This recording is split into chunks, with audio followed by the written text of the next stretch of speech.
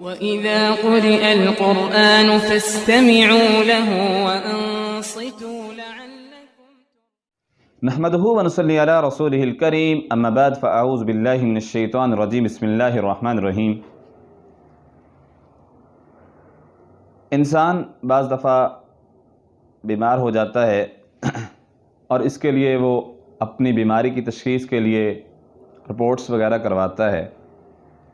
اس کی رپورٹس بالکل کلیئر آتی ہیں، جسمانی طور پر وہ صحیح ہوتا ہے، لیکن اس کی رپورٹس بالکل کلیئر ہونے کے بعد بھی وہ ڈس ہارڈ ہو جاتا ہے کہ میں بیمار کیوں ہوں۔ جس طرح جسمانی بیماریاں ہوتی ہیں ایسے کچھ روحانی بیماریاں بھی ہوتی ہیں۔ جسمانی بیماریوں کے لیے ہم حکیم طبیب کے پاس جاتے ہیں، تو روحانی بیماریوں کے لیے ہمیں کیا کرنا چاہیے؟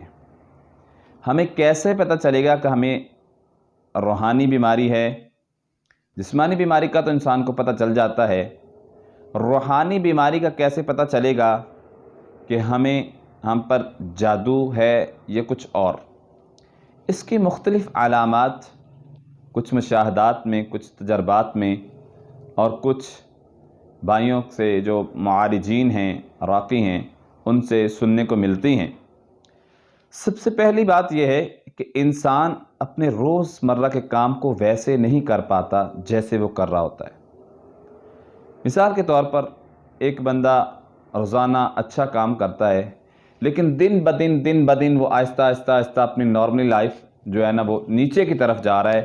اس کی مین کوئی وجہ بھی نہیں ہوتی، ریزن بھی نہیں اس کو مل رہی ہوتی کہ آخر وجہ کیا ہے۔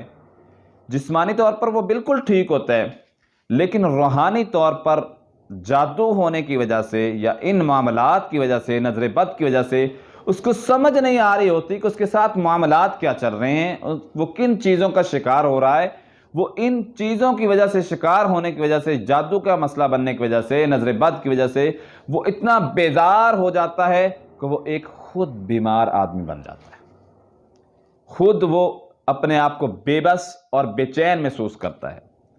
اسی طرح بغیر ظاہری بیماری کے انسان خود کو بیمار محسوس کرتا ہے، یعنی خود کو لاچار محسوس کرنا۔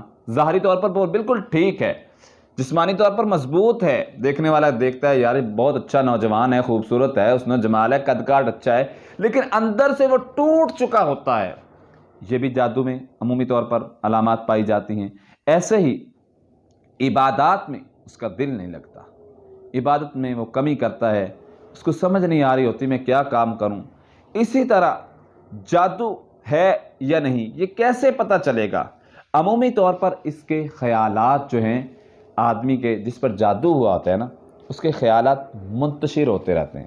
خیالات سے مطلب مراد یہ ہے، منتشر ہونے سے مراد یہ ہے کہ انسان یہ سمجھتا ہے کہ میں نے یہ کام کر لیا ہے، حالانکہ اس نے کیا نہیں ہوتا۔ بعض دفعہ انسان یہ سمجھتا ہے کہ میں نے یہ کام کر لیا ہے یا میں کام نہیں کیا، اب میں اس کو کرتا ہوں۔ جیسا کہ روایت ملتی ہے، سیدہ عائشہ رضی اللہ تعالیٰ عنہ فرماتی ہیں کہ نبی کریم صلی اللہ علیہ وسلم پر جب جادو ہوا تو آپ پر کیسا اثر انداز ہوا کہ آپ صلی اللہ علیہ وسلم ایک کام کر لیا ہوتا اور آپ سمجھتے کہ میں نے یہ کام نہیں کیا۔ یعنی جس انسان پر جادو ہوتا ہے بعض دفعہ اس کے خیالات پر جادو ہو جاتا ہے، وہ سمجھتا ہے کہ میں نے یہ کام کر لیا ہے حالانکہ اس نے کیا نہیں ہوتا۔ بعض دفعہ انسان نے کام کیا ہوتا ہے اور اس کو یہ محسوس ہوتا ہے کہ میں نے کام نہیں کیا۔ اس سے پتہ چلتا ہے کہ جادو میں جس پر جادو ہوا ہوتا ہے، جادو کے عام مریضوں میں یہ بھی ایک علامت ہوتی ہے جس سے پتہ چلتا ہے کہ اس پر جادو ہوا ہے۔ اسی طرح جادو کے مریضوں کو عمومی طور پر جو ہے وہ ڈراؤنے خواب آتے ہیں۔ مثلا خواب میں بیل، بھینس، اونٹ، سانپ، چھپکلی ایسے دیکھنا، پیچھے لگے دیکھنا، خود کو بے بس محسوس کرنا اور خود کو جو ہے نا وہ اونچائی سے گرتے دیکھنا، ایسے ہی خود کو اڑتے دیکھنا، یہ ساری جو خواب ہیں، ڈراؤنے خواب جو ہیں، شیر کا دیکھنا، ان خوابوں کا تعلق جو ہے وہ تقریباً جو ہے وہ جادو کے مسائل کے ساتھ ہیں۔ اسی طرح جو جادو کے مریض ہوتے ہیں ان کے گھروں میں اکثریت سے خون کے چھینٹے آتے ہیں، اکثریت ان کے کپڑوں پر خون کے چھینٹے پڑتے ہیں۔ بعض دفعہ جادو کے مریضوں پر جو ہے ان کے کپڑوں پر کٹ لگے ہوتے ہیں۔ بعض دفعہ ایسا بھی ہوتا ہے کہ جادو کے مریضوں کے گھروں میں آگ بھی لگ جاتی ہے۔